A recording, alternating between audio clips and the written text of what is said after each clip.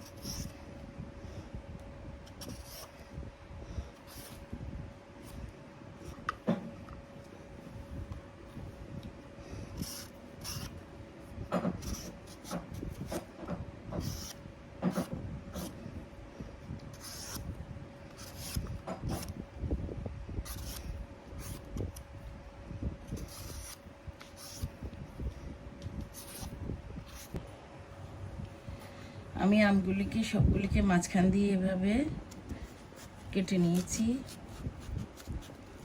ভিতরে শক্ত এটা সহ। এখন আমি ভিতর থেকে এই বীজটা ফেলে দেব ভালো করে, যেন কালো ইয়েগুলি না থাকে।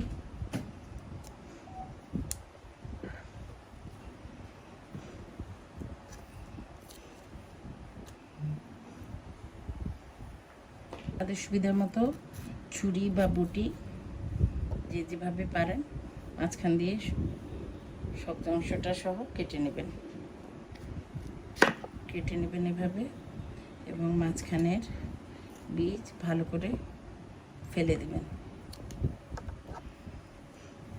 আমি আমগুলিতে যেহেতু কোনো পানি লাগাবো না, কাটার পরে আর পানি ধুবো না, আগে আমি ধুয়ে শুকনো করে মুছে নিয়েছি যেন পানি না থাকে। এভাবে যদি আপনারা পানি সংস্পর্শ ছাড়া যদি আচারটা বানান, তাহলে বাইরে অনেক দিন রেখে সংরক্ষণ করতে পারবেন আচারগুলি। এখন আমি এগুলিকে স্লাইস করে নিচ্ছি।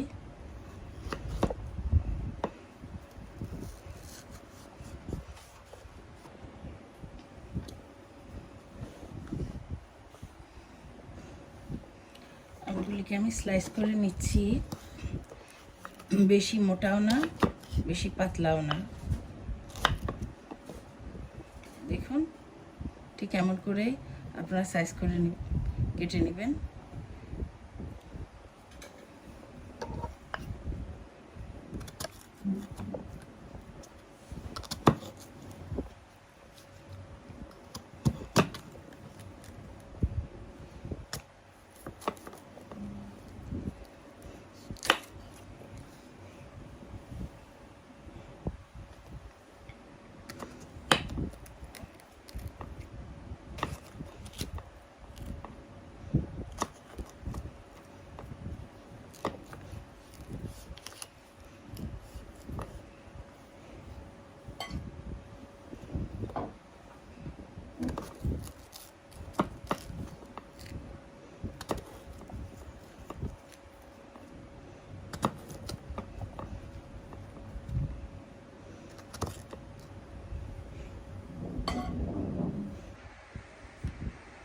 এই সবগুলো আম আমি এইভাবে স্লাইস করে কেটে নিয়েছি সুন্দর করে। এখন আমি এতে চিনি দিয়ে দিব। প্রথমে আমি এখানে প্রায় আমি 1.5 কেজি আমের মতো নিয়েছি, তাই আমি 1.5 কাপ চিনি দিব। প্রথমে আমি 1 কাপ চিনি দিয়ে দিচ্ছি, তারপরে আরও হাফ কাপ চিনি দিয়ে দিব। হাফ কাপ চিনি দিয়ে দিচ্ছি। আর আমি এতে ভিনেগার বা সিরকা প্রায় 100 ml বা হাফ কাপের মতো দিয়ে দিচ্ছি।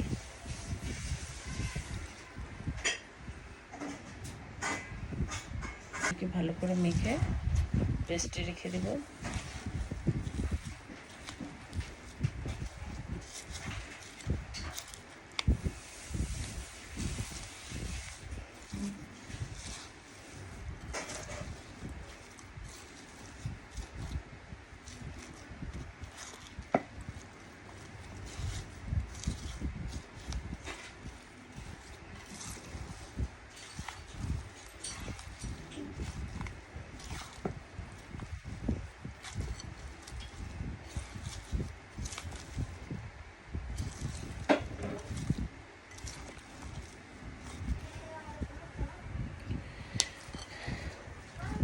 ভালো করে মাখানো হয়ে গেছে। এখন আমি এর জন্য রেস্টে রেখে দেব।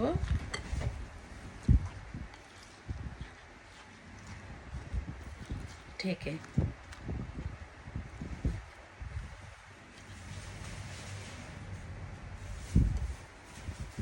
এখন আমি এই ফাঁকে আমি একটু মশলা করে নিব বার্মিজ আচারটা বানানোর জন্য।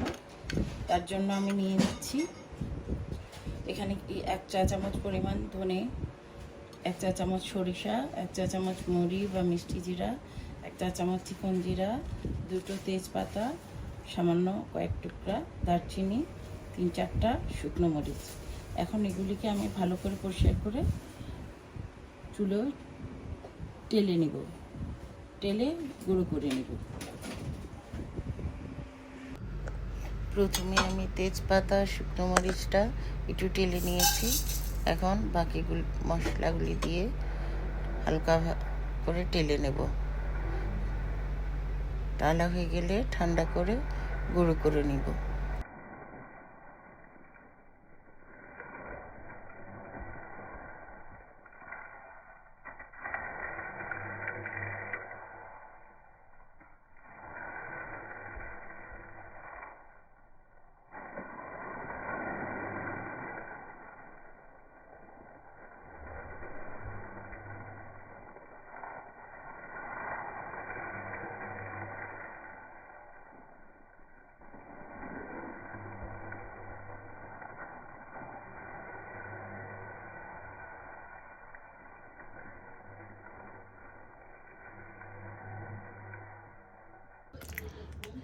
এই যে 1 ঘন্টা পর দেখুন এখানে কতগুলি পানি বেরিয়েছে ভিজিয়ে রাখার পর। এখন আমি এই পানি দিয়েই এটা রান্না করব, আর বাড়তি কোনো পানি দিব না।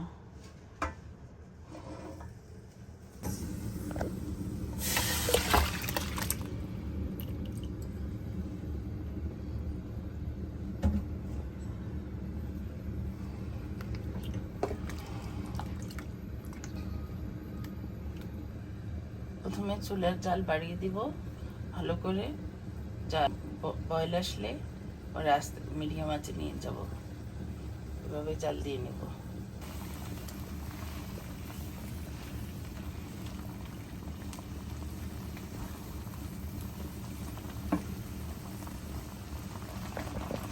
এখানে বয়েল আসছে। এখন আমি কালারের জন্য সামান্য একটু হলুদের গুঁড়ো দিয়ে দিব, হাফ চামচের থেকেও কম, জাস্ট একটু কালারের জন্য। এতে সুন্দর কালার আসবে।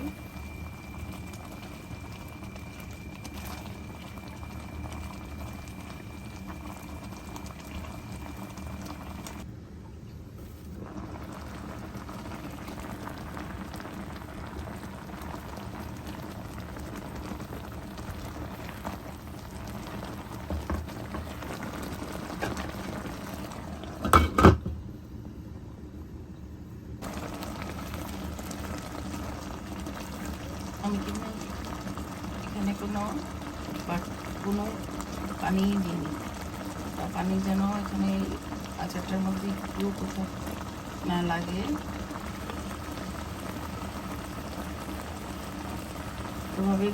এইভাবেই বানাতে হবে, নাহলে আচার নষ্ট হয়ে যাবে। আর এইভাবে যদি বানান তাহলে আচার বাইরেই ফ্রিজ ছাড়া অনেক দিন সংরক্ষণ করতে পারবেন। এই পর্যায়ে আমি এখন আমার করে রাখা সে মশলা ছিটিয়ে দিব।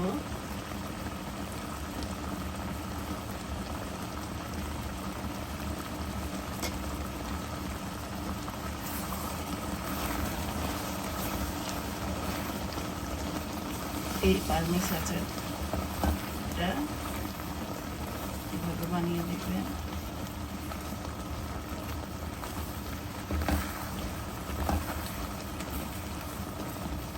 এখানে প্রায় আমার 2 চা চামচ পরিমাণ মশলা লেগেছে, বেশি মশলা লাগেনি, পুরোটা লাগেনি।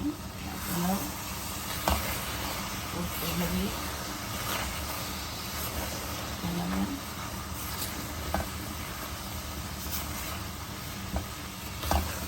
আমি আস্তে আস্তে করে পানিটা শুকিয়ে নেব।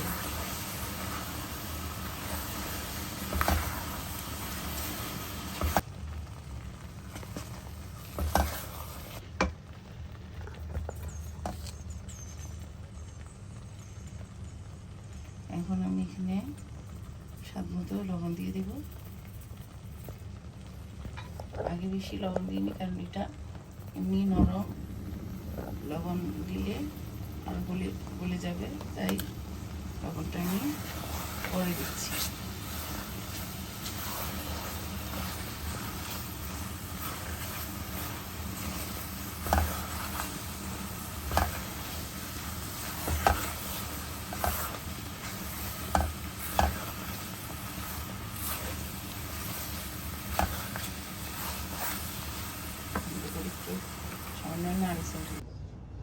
এখানে আমি একটি শুকনো বয়ম নিয়েছি, ভালো করে শুকনো কুটে নিয়েছি যাতে কোনো পানি না থাকে।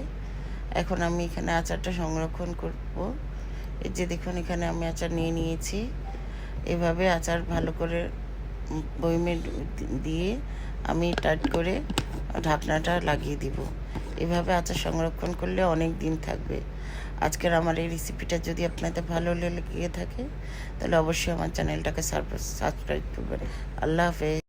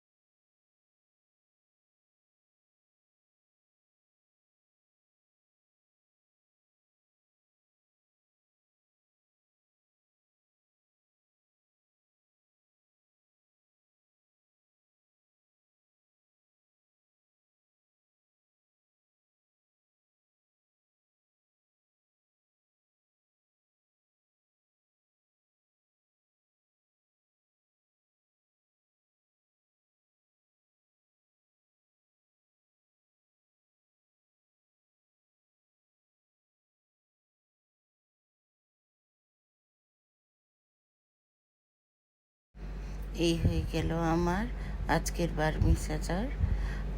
এখন আমি চুলাটা বন্ধ করে দিব।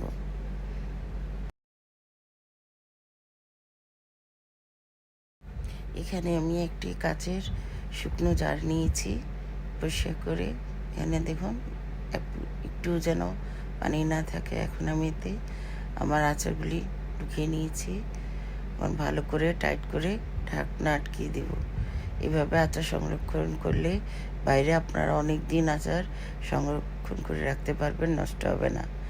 আর আজকের আমার এই রেসিপিটা যদি আপনাদের ভালো লেগে থাকে তাহলে অবশ্যই আমার চ্যানেলটাকে সাবস্ক্রাইব করবেন। আল্লাহ হাফেজ।